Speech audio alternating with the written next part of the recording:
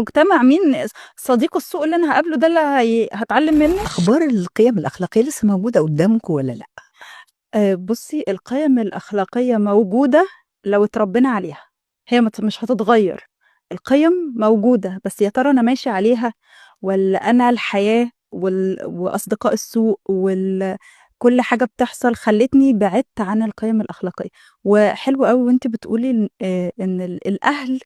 هم يعني يُعتبر الأساس، أهو الأهل لو ربّوا خلاص يعني كان في مثل كده بيقول زمان إن ربّي ابنك وبعد كده ارميه في الدنيا بقى، طالما أنت مربّيه على أصول